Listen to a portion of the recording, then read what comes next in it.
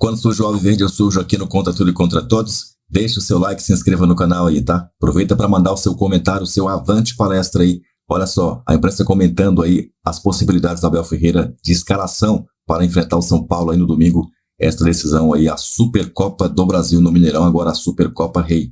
Vamos ver então aí quais são as possibilidades do Abel Ferreira. Falando da vitória do Palmeiras. Bora. Palmeiras ontem, ao contrário do que o São Paulo fez na terça-feira com o Corinthians, o Palmeiras levou um time reserva para Bragança Paulista. Palmeiras B. Palmeiras B. E derrotou o Bragantino num duelo de Série A. Cara, que começo de ano do Palmeiras, Lino. É porque o time do Palmeiras tem todos os códigos já assimilados, né? Você troca um jogador ou outro, mas a mentalidade está ali. Ela está colocada por um trabalho que tem continuidade. E é o maior valor do trabalho do Abel. Ainda assim, você vê dentro de campo jogadores de talento. O começo de jogo ontem foi muito legal. O Palmeiras começa bem, o Bragantino vai se achando dentro do jogo, encontra opções para poder vencer também. É uma equipe estruturada, organizada. Num dado momento até não parecia jogo de começo de temporada, era um laicar gostoso. O Pedro, que estava se torturando ontem na poltrona para ver alguns jogos que ele viu, talvez não tenha escolhido o jogo certo, que eu me diverti vendo esse jogo. Eu vi esse jogo também, mas assim, eu não vi eu só não concordo com esse bom jogo. Acho que foi um jogo, teve intensidade, teve velocidade, mas você, assim, até pela questão do Palmeiras, um time assim, completamente modificado, mas acho que o jogo melhora muito a partir da entrada de algumas peças, né? A equipe do Bragantino assim, com muito início, muita dificuldade nesse início de temporada, por exemplo, não venceu ainda jogando em Bragança Paulista. Se não me engano, foram 3 jogos em Bragança e não conseguiu vencer ainda jogando em Bragança, num lugar que o Bragantino é sempre muito forte. A gente vê um Bragantino com um time completamente diferente daquele time, aí entrando naquilo que o maestro falou, de times que nessa pausa, às vezes, mantiveram a base, mas que nessa pausa não conseguiram mostrar, de certa forma, alguma evolução. Embora a gente tenha, claro, que dá sempre o desconto de início de temporada, questão física, por exemplo, o time do Bragantino é um time que a parte física, até pela idade da garotada, é um time que precisa muito da parte física para colocar aquela intensidade que a gente viu dentro do jogo. E ontem a gente via que o Bragantino tinha muita dificuldade. E ali no final do jogo, aí eu acho que é um lance importante não só para a resolução do jogo, mas pelo gol do Flaco Lopes. Jogou assim o Palmeiras ontem. Mas esse é um B com brilho, né? Sim. Com alguns titulares até, né? É um B com brilho. O Aníbal Moreno vai ser titular na temporada. Embora hoje essa escalação, para mim, aponta que ele não começa o jogo domingo, né? Exatamente. Sim. Exatamente, não começa o jogo domingo. Exatamente. Então ontem foi Lomba, Naves, Luan, Vanderlan, Fabinho, Moreno, John, Garcia, Caio Paulista, Luiz Guilherme e Breno Lopes. Foi a maneira como o Palmeiras começou o jogo de ontem, indicando aquilo que já era meio óbvio, né? Que Aníbal Moreno, por hora, não é o titular para o jogo de domingo contra o São Paulo.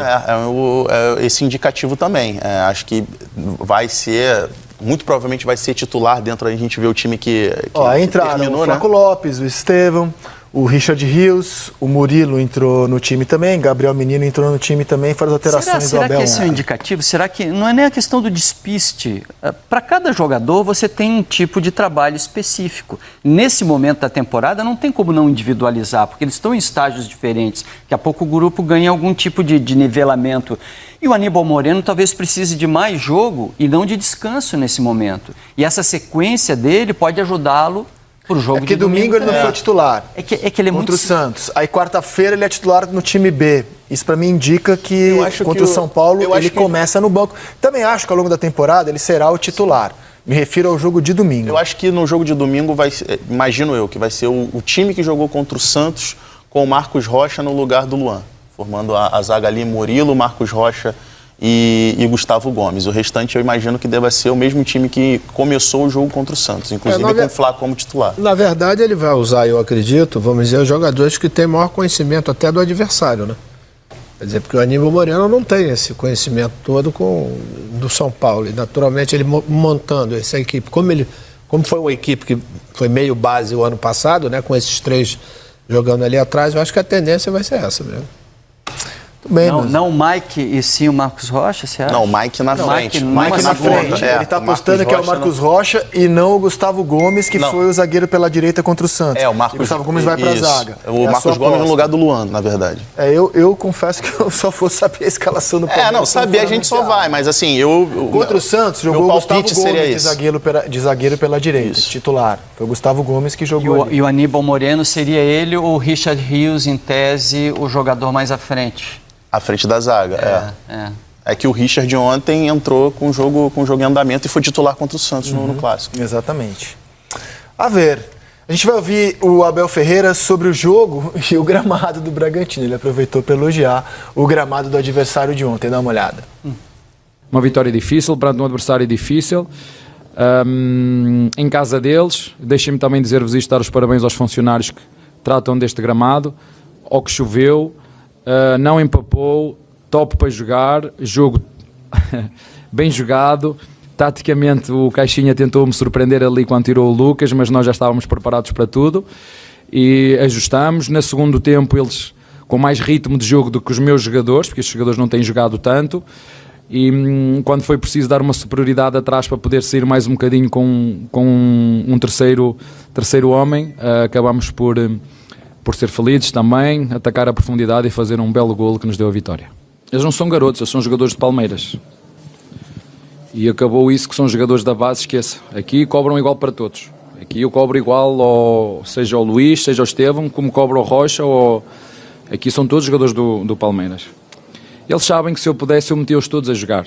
Só que infelizmente a FIFA criou regras. E eu não consigo ir contra as regras da FIFA, porque só podem jogar 11 e entrar 5. Porque se a FIFA dissesse que podiam jogar os 24 mais os 3 goleiros, eles jogavam todos, porque eu sei o que é que eles treinam.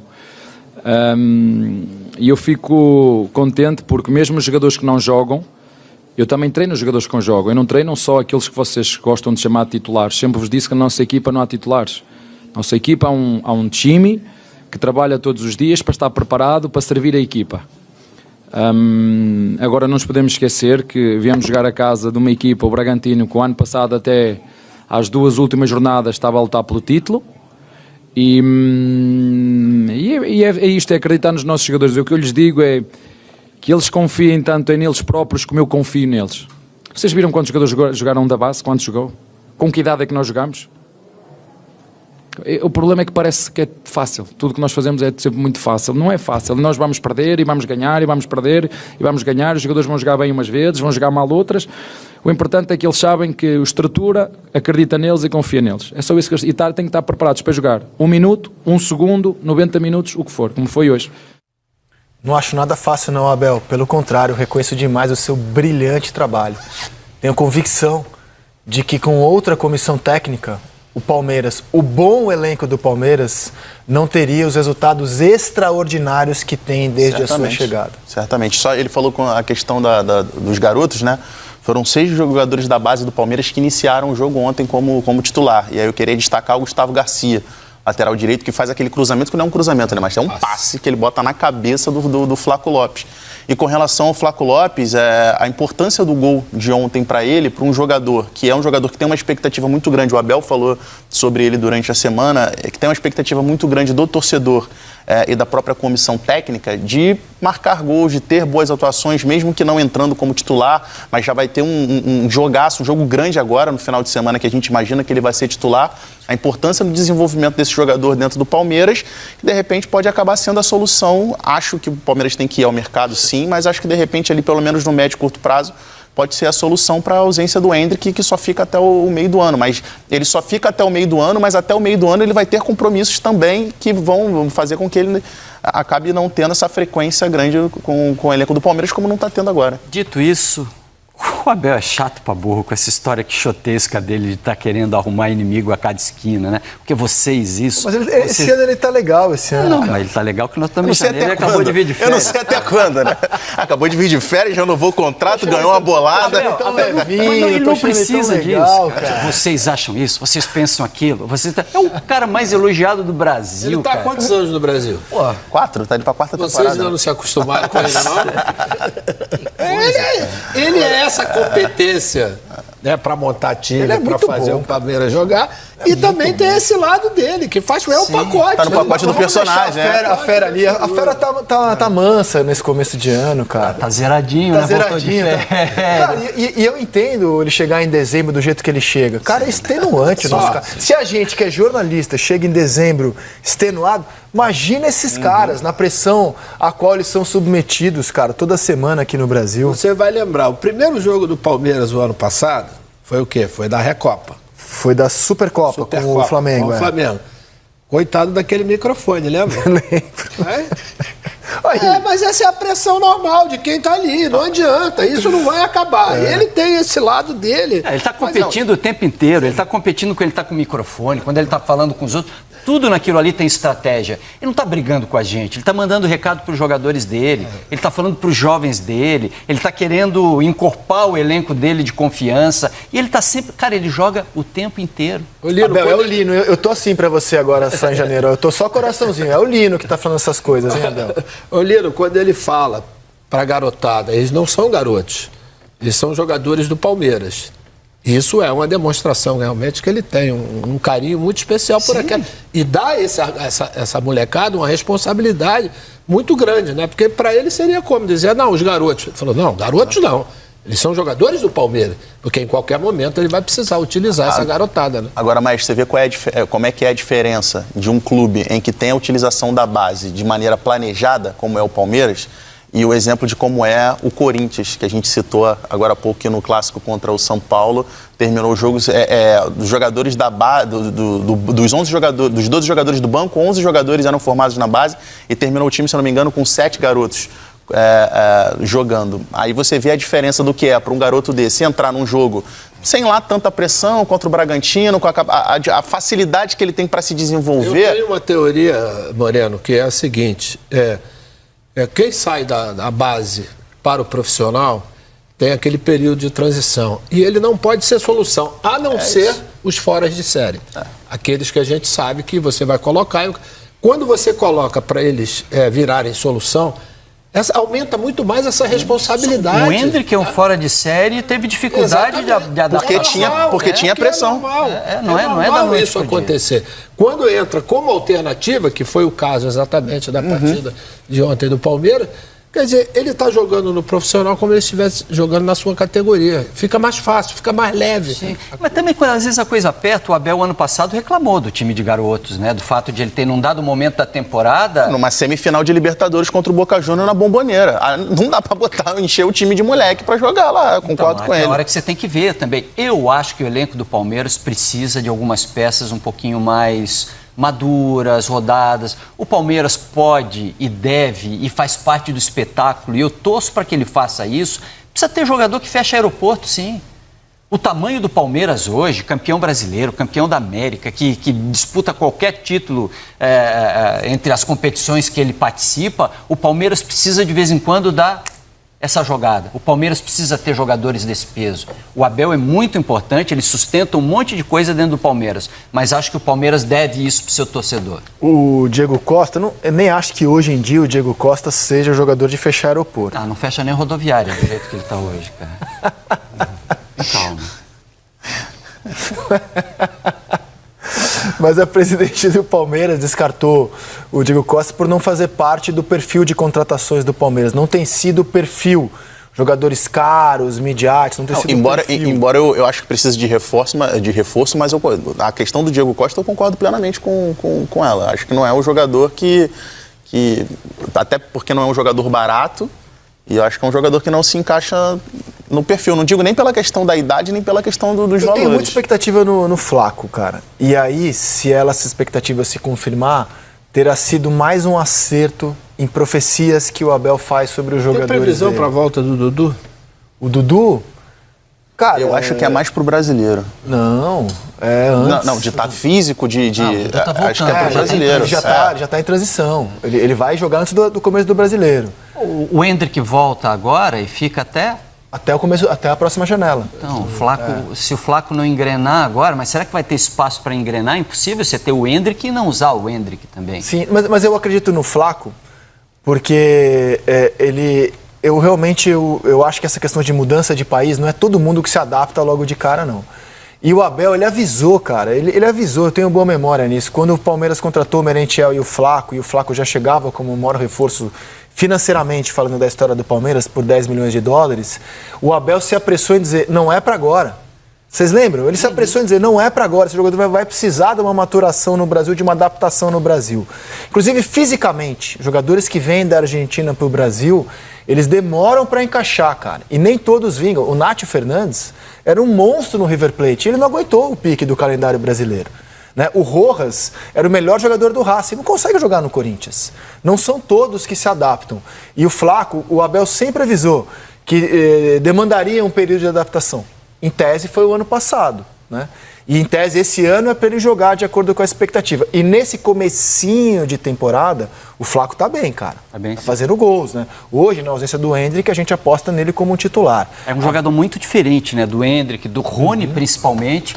Ele não é aquele jogador que ataca espaço como o Rony faz, que dá aquela dinâmica, movimentação que combina com o jeito Abel de jogar. Ele é um cara de área. O gol que ele fez ontem é centroavante 9 clássico, o Palmeiras só tem ele no elenco. Sim. Não tem outro com essa característica. Agora, até em cima disso que você falou com relação à adaptação desses jogadores que vêm de fora, é que eu imagino que o Palmeiras tem que ter uma urgência já pensando na saída do Endrick em junho. Acho que o Palmeiras não pode correr o risco de acontecer a mesma coisa que aconteceu com a saída do Scarpa. De esperar a saída do jogador. Flaco, e aí, se o Flaco vinga, você aposta. E se ele não vinga, você traz alguém na janela de mediano? Não sei. É um plano interessante, cara. O River estava falando no Flaco. Sim, o River tem interesse no Flaco. O Palmeiras não quis vender. Não, aí eu acho correto. Você acredita no potencial do jogador, eu acho correto não vender. Na verdade, mas eu acho que não pode esperar junho para ir ao mercado. Eu acho que essa comissão técnica já deve estar sabendo que o Endrick vai sair. De alguma forma vão precisar trazer alguém para poder preencher esse espaço. E isso eu acredito que o corpo técnico do Palmeiras já esteja pensando. Que é planejamento, né? Exatamente. E a janela boa é a do fim da temporada europeia, né?